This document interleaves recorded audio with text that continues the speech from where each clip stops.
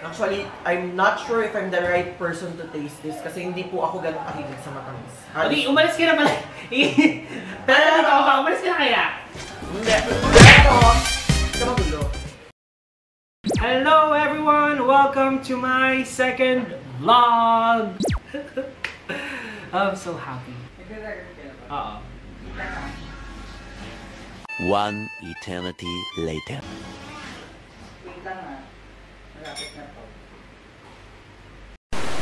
Gagawa tayo ngayon ng very famous Graham balls.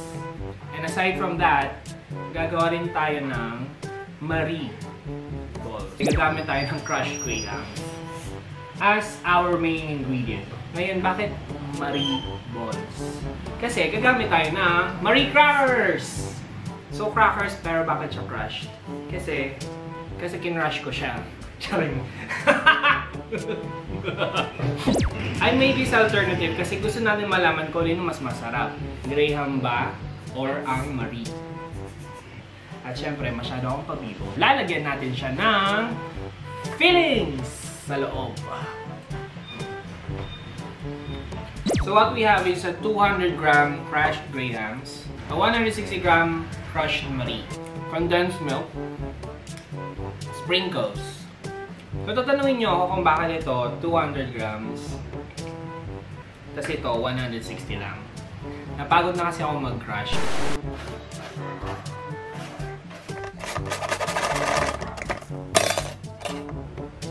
Buti pa ito may nabibili. So Marie crackers, if naririnig nyo, napapanood nyo ako, baka naman pwede kayong gumawa nito lalo na pag pumatok tong recipe na to. Now, after creating the Graham balls and Marie balls, we will have a taste test. So yun, let's get started.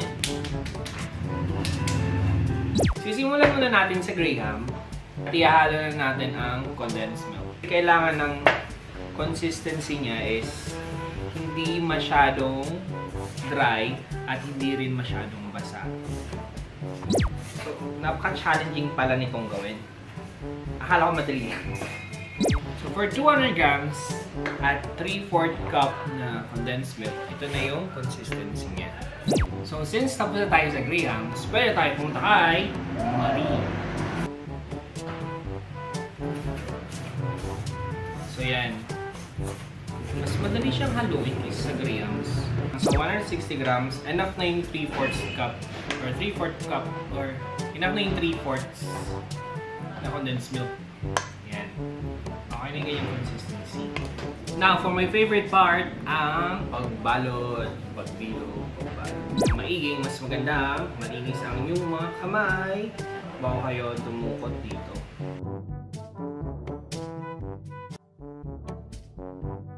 Now we're done with our crushed Grahams. Pwede na tayo sa Marie. Okay, tapos na siya.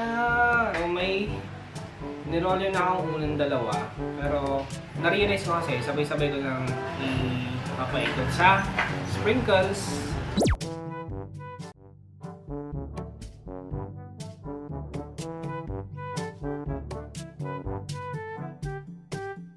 And we're done!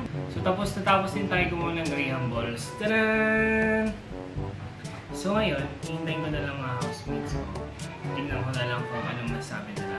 Kung mas masarap ba talaga ang Marie o mas prefer nila ang Graham. So ngayong natapos natin ang ating Graham balls sa Marie balls, ang hirap talaga sabihin natin ngayon. Papatikim na natin siya para malaman natin kung masarap pa talaga yung gawa ko. So, papatawag ko ang aking special guest na si AJ!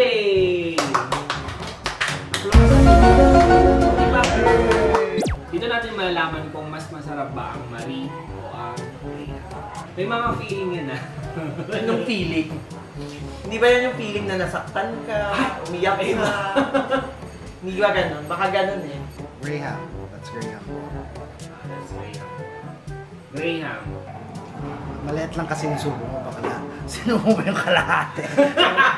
Hindi ko makapagsalita talaga yun. Utang ina ka makakawa. Presensya na po, PG po ako. Masarap siya actually. O tapos, sige, ano pa? Yung balls niya. Yung balls guys, yung balls, syempre, Balls Nino. Balls Nino. Nung balls niya. Hindi yung pagkakagawa nung Okay. balls, as in consistent siyang balls. Tsaka, so let's try naman yung Maria. Marie balls. Marie balls, no? Hindi ba balls ni Maria? Ganun. Ano? May marshmallow. Masarap. In fairness naman yung Marie, malalasahan nyo. Though kasi di ba yung Marie pang baby siya na parang yung lasa niya is hindi masyadong intense. In fairness naman na compliment siya dun sa condense. So, hindi nag-agaw yung lasa ng Marie, hindi siya matabang. So, hindi rin pumangibabaw yung lasa ng condense milk. In fairness. Ang galing ng review. Ba't hindi mo masabi yan sa Graham kanina? Mas matamis siguro yung Graham sa mga. Tumikim ka rin kaya dito na. Di hanapin mo din yung ano. Ito. Graham to na may marshmallow. Kaya, ba't lumit yung subuhan ngayon? Sabi mo pang rated, parang PG-13 eh. Kayo pang PG-16. Sige, tikman mo yan, tapos tikman mo to. Tubig. Ang hirap palang ganito. Mahirap palang maging taga-tikim. Okay lang yan. Dalawang magkakaiba siya ng lasa, hindi siya pare-pareho. Pero Makukuha mo pa rin yung Marie, yung Graham. Actually, I'm not sure if I'm the right person to taste this kasi hindi po ako ganun kahilig sa matamis. Adi, umalis ka na pala. Pero, Umalis ka na kaya? hindi. Pero, ito magulo. Pero masarap siya. Sumakit ka na dito sa vlog ko. Masarap siya. And syempre, ako yung titik eh. Wala ka namang ibang choice. Kaya ako nandito, tinitikman ko siya. Kasi from the very first time na nagbe-bake siya, nagluluto siya, I'm one of his fans. So, pag i-rate mo siya, ano siya? From scale of 1 to With the one that has a feeling of, with the one that has a feeling of, with the one that has a feeling of, lahat na lang, pwedeng overall. lahat, overall, I'll give it a 9. Ah. Masarap siya, masarap. So guys, try nyo na to. So ano mas gusto mo? Marie o yung... Yung Marie. Kasi yung Marie hindi ganun ka-intense yung sweetness niya. So guys, alam niyo na, kung sawang-sawa na kayo sa Graham Balls, try niyo naman ang Marie Balls. Didikdikin niyo ano talaga siya. Nang matindi. Ang galing mo naman talaga mag-ano, no? Charge. Siyempre. May pa-plug ka ba? Pero ayun. Wala naman akong ipa-flag. Pa-flag. Ipa-flag? Ipa-flag, no? Ano po? Pa-flag. Philippine flag. Hindi. Ang dami niyang hanash, no? Follow niyo yung Papalayasin ko vlog. na to. Follow niyo yung vlog niya. Sige, pwede ka na umalis. Salamat. Ang dami niyang halhal.